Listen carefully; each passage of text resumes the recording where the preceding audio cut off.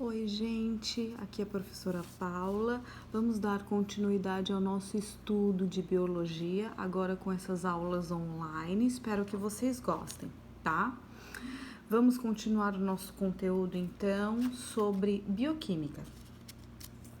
Bioquímica, estudo então das substâncias orgânicas e inorgânicas. Já estudamos água e sais minerais, já estudamos carboidratos e lipídios. Agora então vamos ver proteínas, certo? Bom, vamos lá então. Gente, proteínas são substâncias orgânicas importantíssimas para o nosso corpo, tá? Elas têm muitas funções. Então, função estrutural. Turma, por exemplo, já ouviram falar do colágeno e da queratina? Então, são proteínas tanto do meu cabelo, unha, da minha pele, proporcionando firmeza, por exemplo, sustentação à minha pele. Questão enzimática. Turma, sabe a nossa digestão? A nossa digestão tem várias enzimas que ajudam a quebrar os alimentos. Essas enzimas são sim proteínas, tá? Proteínas com função de defesa, por exemplo, os anticorpos. Quando um antígeno atinge o meu corpo, imediatamente células de defesa vão produzir anticorpos e esses anticorpos são proteínas, tá? Aqui, função de transporte. Gente, lembra da hemoglobina? Hemoglobina é uma proteína transportadora junto às nossas hemácias no sangue. Então, os glóbulos vermelhos do sangue, as hemácias, contêm uma proteína transportadora, a hemoglobina, tá? Várias funções, então, certo? Bom, e as proteínas são formadas por unidades, por menores unidades chamadas aminoácidos, certo? Aqui, gente, tem a imagem da estrutura de um aminoácido, da fórmula geral. Então, um aminoácido é formado por um carbono ligado a um hidrogênio, ligado também a um grupo ácido carboxila, tá? Carbono, oxigênio, oxigênio e hidrogênio. Assim como este carbono é ainda unido a um outro grupo chamado grupo amina, nitrogênio e oxigênio. E ainda o aminoácido ele tem um radical. Esse radical vai ser outro grupo, outro grupamento dependendo de cada aminoácido. Cada aminoácido tem um radical diferente que o caracteriza, tá? Então o nome aminoácido vem daqui, ó, é aminoácido. Aqui é grupo ácido carboxila, certo? Então vamos lá. Entendendo, gente, os aminoácidos então, tá? Ó, nós temos 20 tipos de aminoácidos na natureza. Desses 20, alguns são ditos essenciais e outros naturais. Os essenciais nós precisamos obter pela alimentação e os naturais o nosso corpo pode produzir, tá? Então, essencial eu preciso obter pela alimentação. Aí a gente puxa um pouquinho então a questão das fontes alimentares. Proteínas são o quê? Carne, ovo, frango, peixe e outros, tá? Se eu preciso obter pela alimentação, eu preciso comer essas fontes alimentares. Aí vocês podem me perguntar assim, tá, professor, e quem é vegetariano que não come carne? Turma, nós temos aminoácidos, fontes de proteína em outros alimentos. Por exemplo, folhas verdes e tudo mais. Então, quem opta por ser vegetariano tem que saber repor todos esses aminoácidos, tanto os essenciais e outros nutrientes que são encontrados na carne e que agora a pessoa não vai comer mais, certo? Bom, não precisa decorar esses nomes, tá, gente? Nem a prof sabe, nem a prof decora. A professora deixou aqui só para exemplificar. Bom, continuando.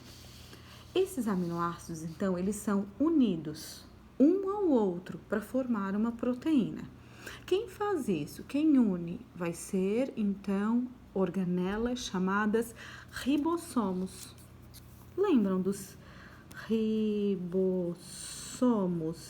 Nós aprendemos lá no início das nossas aulas de citologia. Ribossomos são organelas responsáveis pela síntese de proteína. Lembram? Síntese de proteína nós vamos estudar depois. Porque essa síntese de proteína, o que é? É a união, então, de vários aminoácidos. Essa união se chama ligação peptídica. Então, o ribossomo faz ligações peptídicas. Ele une um aminoácido ao outro até formar as moléculas grandes de proteína, tá? Turma, atentem aqui o esqueminha, então. Eu tenho um aminoácido aqui, a glicina, e eu tenho outro aminoácido aqui, a alanina, tá? Então, olha só, o que vai ser a ligação peptídica? A ligação peptídica vai ser a união do grupo carboxila de um aminoácido com o grupo amina do outro aminoácido. Para que isso ocorra, eu tenho a perda de uma molécula de água, ou seja, uma molécula de água que eu vou perder, ou seja, a reação chamada síntese por desidratação, tá? Bom, então, esse carbono aqui do grupo carboxila de um aminoácido se une a este nitrogênio aqui do grupo amina de outro aminoácido. Tá aqui, ó. Isso aqui é a ligação peptídica que o ribossomo faz, tá? Então, o ribossomo, ele une um aminoácido ao outro até formar grandes moléculas de proteínas, certo? Seguindo, estrutura das proteínas. Então, beleza. Ó, imaginem que essas faixas coloridas aqui são aminoácidos. Esse é o aminoácido 1, esse é o aminoácido 2, esse é o 3, o 4 e assim por diante. O ribossomo, então, ele une um aminoácido ao outro, ó, e vai construindo a molécula de proteína. Isso, então, vai ser dito uma estrutura primária. À medida que ele vai construindo mais e mais e mais e vai acrescentando mais aminoácidos aqui, é como se essa estrutura ela vai se torcendo numa forma de alfa-hélice, que eles chamam. Quando ela faz essas curvas aqui, essa estrutura é chamada de secundária. Ela vai continuando a crescer. O ribossomo vai continuando, incluindo novos e novos aminoácidos, e essa molécula vai aumentando. Ó, tá aqui as curvinhas, ó. Essa curvinha aqui, tá aqui, ó. E ela vai aumentando. Essa estrutura se chama uma estrutura dita terciária, tá? E o ribossomo continua formando aí a proteína, até quando ela toma a forma de uma estrutura quaternária. Essa estrutura quaternária, então, é uma proteína muito grande, já formada. Aqui, por exemplo, da hemoglobina, tá? Grupamento aqui de várias subunidades, tá?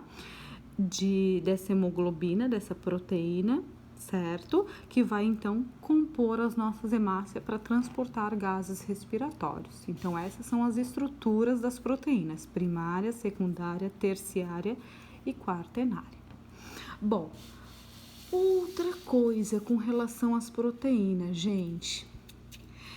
Essas proteínas, elas podem sofrer algumas alterações quando elas forem submetidas a algumas condições.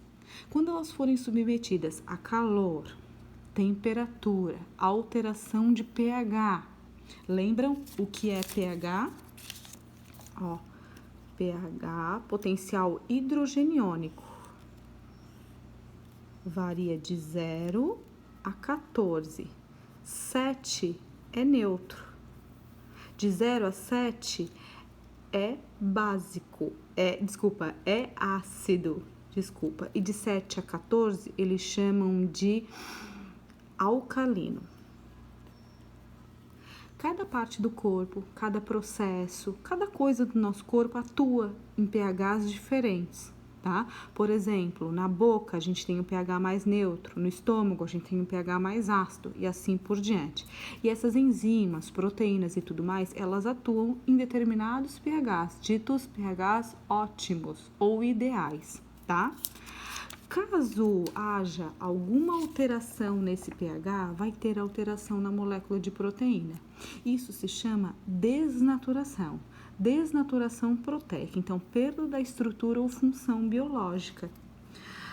A proteína, quando ela é submetida a alguns desses fatores, ela pode perder algumas daquelas estruturas que nós acabamos de ver, aquela estrutura terciária, quaternária, o que for. Ela perde a sua conformação. Isso ela pode perder então a sua estrutura ou a sua função biológica. Exemplo, prof. Gente, ovo cozido. O ovo, quando ele está normal, a clara é fluida, líquida. Quando nós vamos cozinhar o ovo, eu submeto o cozimento à temperatura. E a clara de fluida, ela passa a se tornar sólida. O ovo cozido, a clara fica durinha, certo? Nós, meninas, quando nós vamos fazer chapinha no cabelo, eu passo a chapinha no meu cabelo para ele ficar bem lisinho, porque eu estou submetendo a proteína do meu cabelo a uma alta temperatura. E de onduladinho, vamos supor que é o cabelo, ele passa a ficar bem lisinho, tá? O que eu posso relacionar então a esses conteúdos aqui? Temos então desnaturações reversíveis e irreversíveis. Quando nós cozinhamos o ovo, essa é uma desnaturação irreversível. A clara de durinha, eu não consigo voltar a ela a ser líquida como antes, porque houve desnaturação, perda da estrutura. Mas eu ainda tenho a função biológica, eu ainda como o ovo cozido para me fornecer proteína, tá? Aqui da chapinha, se eu lavo o meu cabelo depois, meu cabelo volta ao normal, é uma desnaturação reversível, tá? Então, gente, é isso aí, nosso conteúdo de proteína. Espero que vocês tenham gostado. Beijinho!